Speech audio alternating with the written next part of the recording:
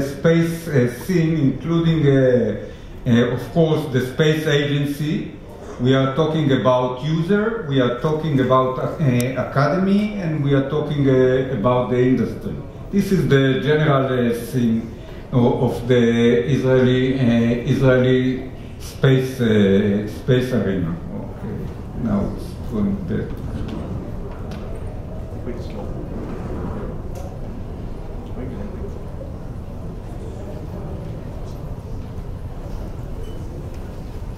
So, how I go forward? Okay. The Israel space achievement, most of them are not coming from the space agency, to be honest. Most of them are coming from the Ministry of Defense and from commercial and the academy. However, if you look from '88, the first satellite was which was launched, we have numerous satellites launched from the Israeli industry. Most of them are observational satellites. Part of them are electro-optics, and part of them are radar observational satellites. And we have the geostationary satellite, the communication satellite, which is you can see the Amos series. Here in 1996 there was the first one, up to Amos 4. Unfortunately, Amos 6 was destroyed on the launch pad in the US.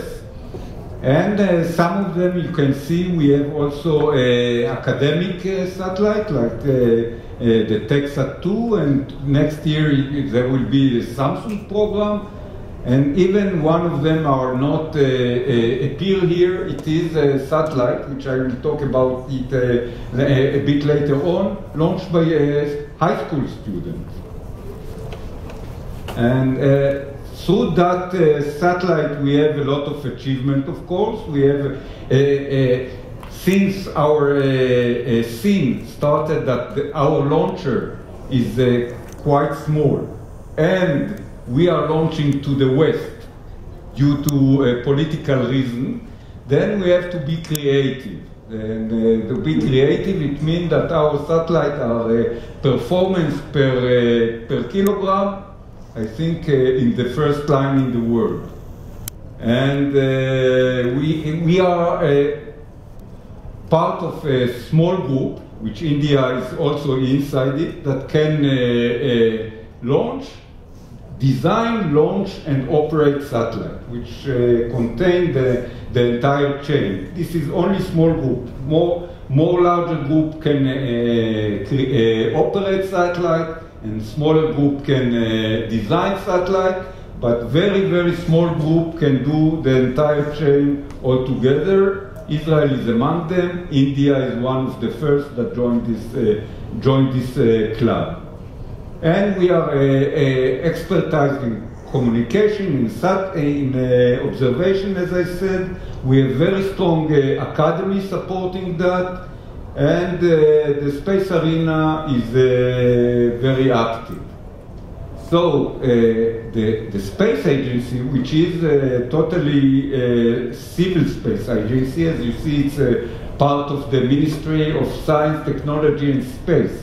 And it is nothing to do with the military program. Its objective is first is to support the industry. In order to position Israel as in the global status, we have these four chains. One is supporting the industry.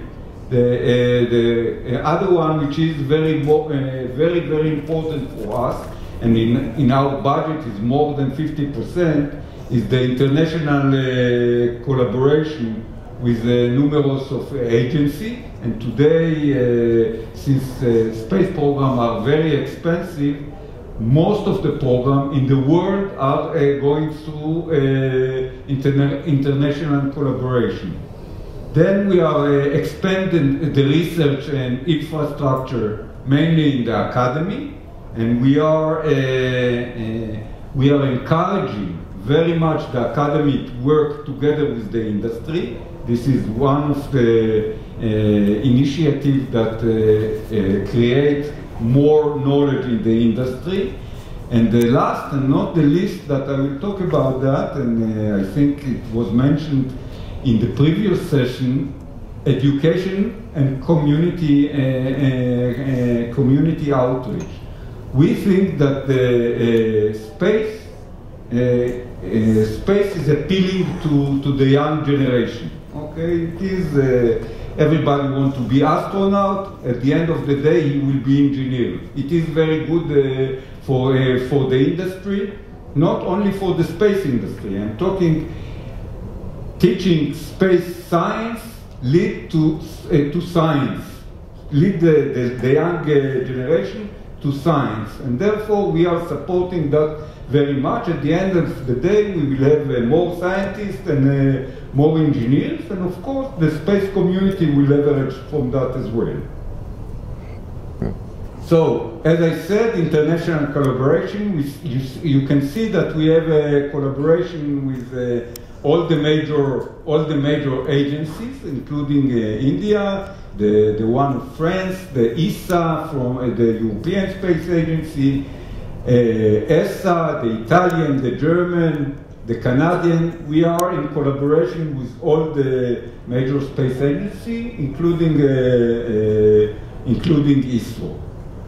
As for R&D program, the upper part are some R&D programs that I will talk about them, the Venus, the Shalom, JUICE, Ultrasat, and the lower part, all of them are programs for education. So the Samsung is a program in the academy, done in the Technion, which is the biggest engineering school in Israel. They are building real satellites, and through that they have a lot of people coming to space engineering. The Duchifat, on the left side, it is the high school satellite. On that I will elaborate a bit because I like it very much. And the middle one, it's Space IL. It's part of Google X Prize to send a satellite. It's not a satellite to the moon, and the first one that will reach that will get a prize of will spend a lot of tens of millions and get back only 20 million. But this prize and this project is also inspiring people to work towards science. There are still remaining out of more than 20 groups that started in the competition. The remaining are only 4. One group from Israel, one group from India, and 2 groups from the United States.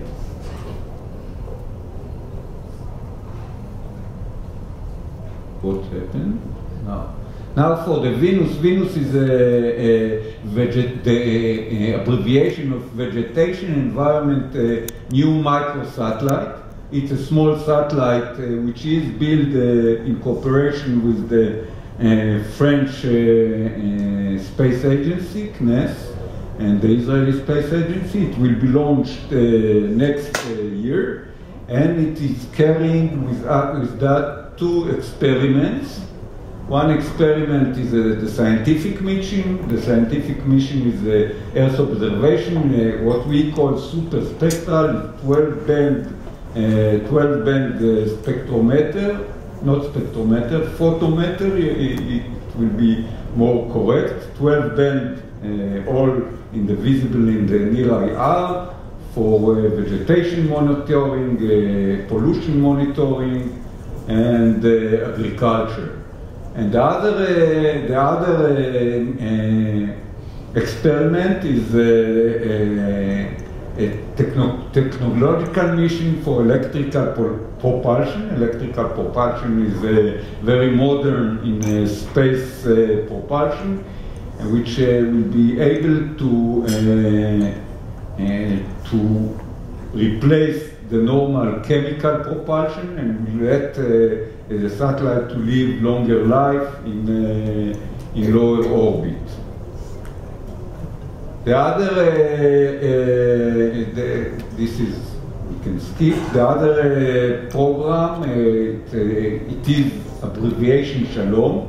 We built everything after, around this name, because Shalom in Hebrew, it means, first, when you meet people, you say Shalom, and the other meaning is peace. But the abbreviation, the real abbreviation is Spaceborne Hyperspectral Atmospheric Land Ocean Mission, which is the modern remote sensing will go into hyperspectral. The hyperspectral is more than, if I said Venus is photometry, this is spectroscopy. When you are doing spectroscopy, you are actually not looking at the image itself, you are looking at the signature of the object, the spectral signature of the object. And with spectral signature, you can do almost everything. I took two examples, which are soil mapping and classification and atmospheric pollution. But you can think on tracing material, on mining, on the application, you name it, and you can find application in hyperspectral. And this satellite, which we are building, we will build together with the Italian Space Agency. The idea is for science, and at the end of the day, the main idea is to commercialize the application. So the next satellite, or even this satellite, at the end of the day, will be commercial application for agriculture or whatever I said, whatever you can think about application of a signature of spectrum, which is a lot from any field that you can think about. And then we are doing also with NASA, or we are under competition with NASA. This one is not Earth resources, this is pure scientific. This is a scientific mission in the UV that we are doing in cooperation with JPL and the Weizmann Institute with Caltech. Is a very advanced UV mission, which may find a lot of supernovae before the starting, and then direct other instrument to this area. We have another program together with ESA, another program on electrical propulsion. As I said, this will be the new generation of propulsion in space, and we are working on that a lot. I even talked with ISRO today to work together on that, so that might be also. In the next time I will come here, I will have I promise you I have one slide on cooperation with ISRO. And now, as I said, it is very important for us, the educational part, and we are investing relatively a lot of effort in that. We are working a lot with the collaboration with the Ministry of Education, because finally the Ministry of Education has the student, has the children, but we are supporting them with the scientific material and learning material to enable them to appeal to try to learn space science. Then we have a lot of activities of outreaching. We have even in the end of January, every year end of January, we have what we call in Israel a Space Week.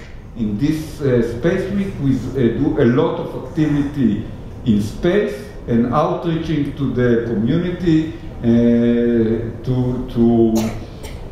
that the community will be aware to the space activity and space education. And finally, I promised you that I will not skip that. There is In Hebrew it's called duchifat, but the name of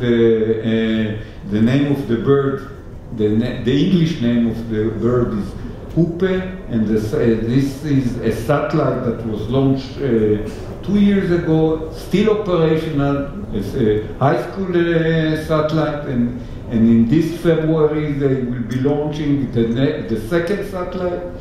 The first one was 1U, if you know the term. 1U is 10 by 10 by 10. The second satellite that they are launching will be 2U, and the third one will be 3U. But they are doing a lot of nice work. For example, I visited the school in the middle of the summer vacation. Many children were there working because of the launch activity. I asked them, what about your vacation? They said it is more interesting than going to a vacation, which is a good sign for me that the idea is working. So we are investing in that a lot, and even the deputy administrator of NASA over there visited the school. You can see this is not only one school, it is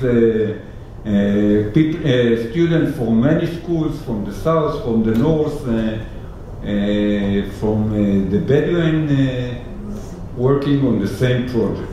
So this is what we are doing for education.